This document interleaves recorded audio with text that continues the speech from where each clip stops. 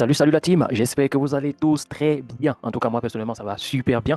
Aujourd'hui, c'est le vendredi 6 juin, donc dernier jour de trading, donc dernier jour de la semaine de trading, voilà, c'est ça. Et donc aujourd'hui, voilà, je fais un petit récap comme on s'est dit par rapport à mes positions prises entre hier et aujourd'hui.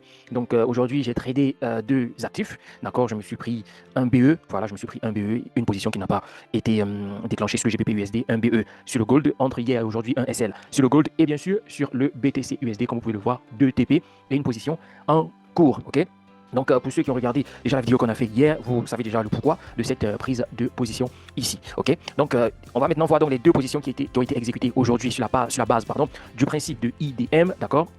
IDM, d'accord, comme vous le connaissez, on en parle tellement ici sur cette chaîne, Inducement, Displacement, Mitigation. Les trois lettres ensemble forment un setup et chaque lettre indépendamment est aussi en lui-même un setup, ok. Donc ça fait en tout, j'ai en tout, par rapport justement à ces lettres-ci, j'ai en tout 4 types de setup que je peux exécuter justement en me référant à ces 3 lettres. Ok. Et justement, le setup en lui-même que ça représente, Inducement, Displacement, Mitigation, on l'a déjà vu ensemble ici et j'en ai déjà parlé tellement de fois. Et à quoi ça ressemble? C'est tout simplement ça.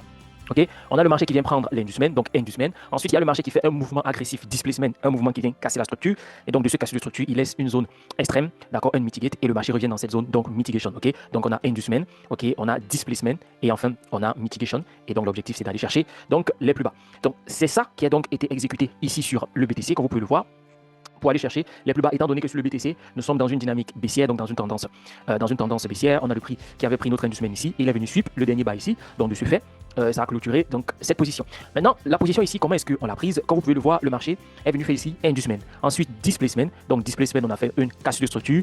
Et enfin, mitigation, on est revenu justement sur la zone extrême. Donc, automatiquement, on fait quoi? On fait une entrée stop loss en dessous et on vient viser les plus bas. Ok, on vient viser les plus bas, ce qui fait un magnifique TP. Maintenant, quand le marché chute, ok, pour venir chercher les plus bas. Qu'est-ce que le marché a fait? Le marché est venu prendre l'inducement ici. Donc, on a encore droit à quoi? Un inducement, displacement. On a ici cassure de structure. Et enfin, on est venu pour la mitigation. Ok, on est venu mitigate ce breaker block ici. Et donc, automatiquement, on fait notre entrée en position. Et l'objectif, bien sûr, c'est d'aller chercher les plus bas. Donc, c'est la position qui est en cours. Vous voyez que la stratégie, elle est assez simple. Est-ce qu'il y a quelque chose de compliqué? Pas du tout. IDM, inducement, displacement, mitigation. Donc, c'est vraiment ça qu'on a. Le marché vient prendre l'inducement. Ensuite, displacement. Donc, qui dit displacement? Displacement signifie tout simplement déplacement. Hein. Ça veut dire déplacement, c'est un mouvement rapide qui, généralement, a des faits value gap, d'accord, a des faits value gap à son sein, ok, et donc il vient provoquer un break of structure. Un displacement sans break of structure n'est pas un displacement qui nous intéresse, ok. Donc l'un des éléments importants justement pour repérer un bon displacement, c'est le break of structure. Et quand le marché a fait son break of structure, on repère tout simplement le PY qui nous intéresse, ok. Et là, quand le marché revient dans ce PY, on exécute notre trade pour aller chercher les plus bas, ok. Le trading n'est pas compliqué, c'est nous qui le compliquons, d'accord. J'ai souvent l'habitude de dire que le trading n'est pas facile, d'accord. Le trading n'est pas facile, mais il est simple. Ok, le trading n'est pas facile, mais il est simple. Il te suffit d'avoir ton système qui te donne un avantage, ton système que tu sais qu'il fonctionne, et tu l'exécutes. Ok, tu l'exécutes. N'oublions pas que le trading, c'est juste c'est un jeu en guillemets de probabilité. Ok, donc il y a des fois ça va marcher, il y a des fois ça ne va pas marcher. Maintenant, le plus important, c'est juste que quand ça marche, tu es là pour en profiter. Et quand ça ne marche pas, ta gestion du risque est là pour te protéger. Ok, et tu te concentres sur la prochaine opportunité. Donc, c'est ce qu'on a donc eu sur le BTC. Aujourd'hui, je n'ai plus de trade à prendre. Ok, je n'ai plus de trade à prendre, donc on va voir comment celui-ci va se terminer. Et maintenant, on a fait quoi? On était sur le GBP USD où mon trade n'a pas bien sûr été exécuté. Ok, où mon trade n'a pas été exécuté. Mon trade n'a pas été exécuté, c'était ici sur le GBP USD. Vous voyez que le prix n'était pas très loin de mon entrée et a pris son envol. Et quand vous le voyez comme ça, sur mon broker, c'était encore beaucoup plus proche. Hein. Sur mon broker, le prix était littéralement presque à mon entrée et finalement est parti sans me déclencher. Ok, ça fait un peu mal, mais bon, ça fait partie du game, comme quelqu'un dirait. Alors, qu'est-ce qui a motivé cette exécution donc sur le GBP USD? Sur le GBP USD, personnellement, ici, quand le prix est venu casser ici, d'accord, je repartais pour moi à la hausse, ok, on cherchait donc des opportunités à l'achat. Maintenant, où est mon inducement? Mon inducement, il était là, ok, voici où était mon inducement, d'accord, le prix est venu prendre mon inducement, il a clôturé en dessous de mon inducement, ce qui ne me permettait pas d'exécuter mon premier, d'accord, ne permettait pas d'exécuter mon premier setup comme il se doit. Maintenant, il y avait donc ma zone extrême. Je me suis réveillé donc ce matin, et j'ai trouvé que le prix est donc venu taper dans ma zone extrême et m'a donné une structure interne. Ok, comme il m'a donné une structure interne, je vois il a fait ici un sweep de liquidité, une cassure de structure interne, une correction valide. Là était mon inducement. Ensuite, il est venu me donner une autre correction valide ici. Donc là était mon inducement. Et j'étais donc face à deux PY.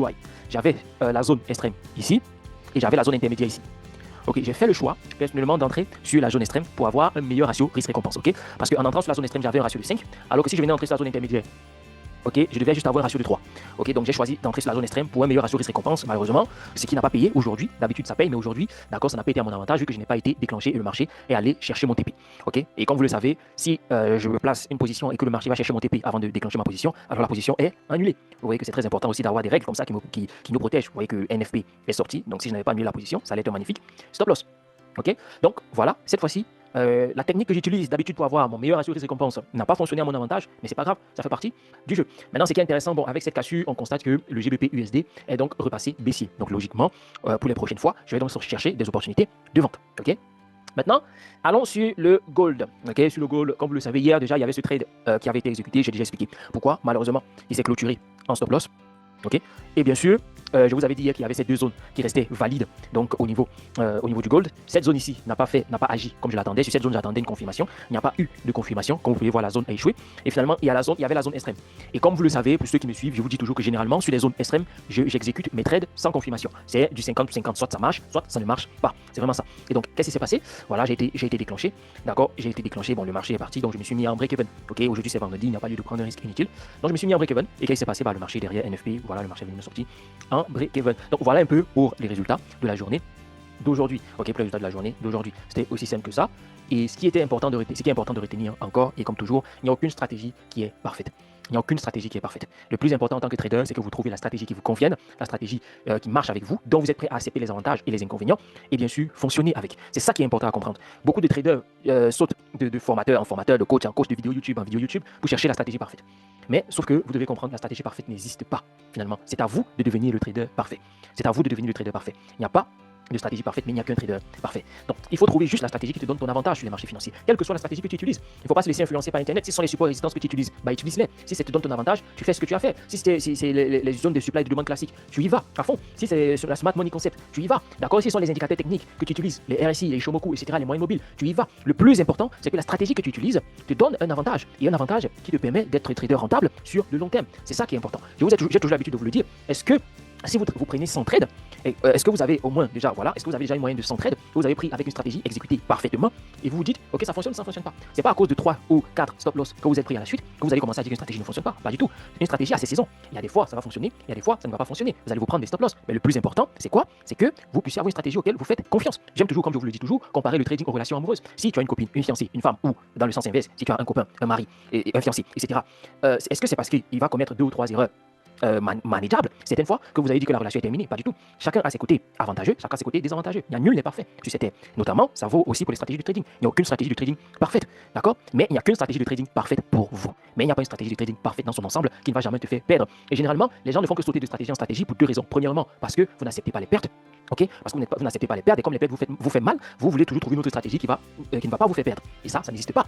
Ok, ça n'existe pas, parce que le trading, ce n'est qu'une question de probabilité. Ça veut dire qu'à chaque fois, il y a des probabilités que ce que vous faites ne fonctionne pas. Ok, c'est juste une question de probabilité. Un setup qui a marché hier, rien ne prouve que ça va marcher aujourd'hui. Vous voyez, dans la journée d'aujourd'hui, j'ai exécuté 2 setups IDM. Ok, mais qu'est-ce qui prouve que ce setup va terminer par un TP? Il n'y a aucune preuve que ce setup va terminer sur le TP. Ok, le marché peut décider de se retourner et aller me chercher en break-even ou aller me prendre en SL. Bon, ici par contre, ça a fait TP, mais ici ça peut prendre break-even ou SL. Vous comprenez? Donc, tout n'est qu'une question de probabilité. Et il y a des fois les probabilités vont être dans votre sens, vous allez faire TP. Il y a des fois les probabilités vont être contre vous et vous allez faire SL. Mais le plus important c'est quoi? La question n'est pas est-ce que j'ai fait TP ou SL, mais la vraie question, la chose la plus importante même à se poser, c'est est-ce que j'ai respecté mon système?